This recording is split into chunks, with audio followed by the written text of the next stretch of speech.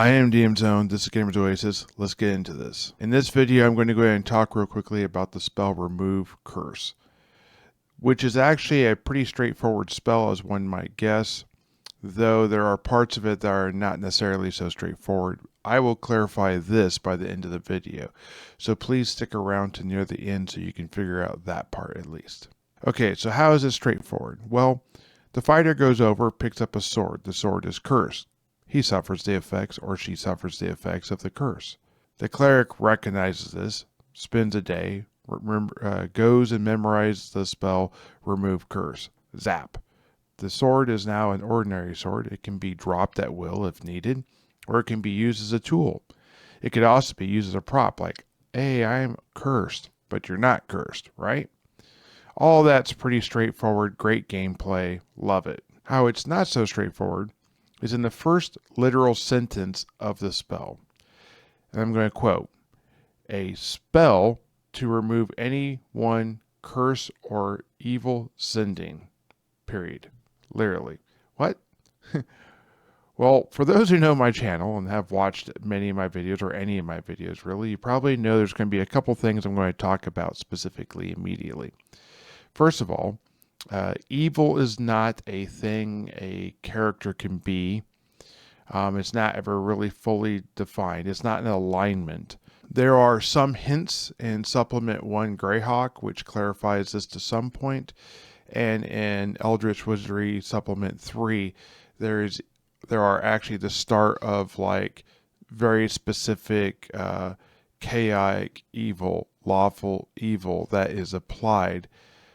But I think to a person in that time, it would be more confusing than not. So the evil sending seems to be targeting a very specific phrasing, evil and sending. However, nowhere else in this book is that even a thing, except for the spell evil, where it talks very briefly about it, and it actually gives us sort of the clarity we need to know what it's talking about. Obviously, this is something that was probably very well known on the tables that Gygax and Arneson played at, and the early players in Lake Geneva.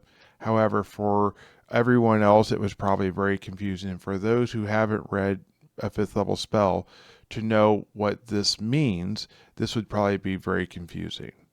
So what is evil sending? Well, it's related to many like terminologies that you would find around a certain occult references, hex or ritual, maybe even like a prayer, because prayer is not specifically a good thing. What it really is trying to say is that it removes spell effects, lingering spells with duration that have an evil intent. For example, charm person, suggestion, these type of enchantments that exist on a person that would be a lot like a curse, that control their behavior, their ideas, maybe their personality against their will.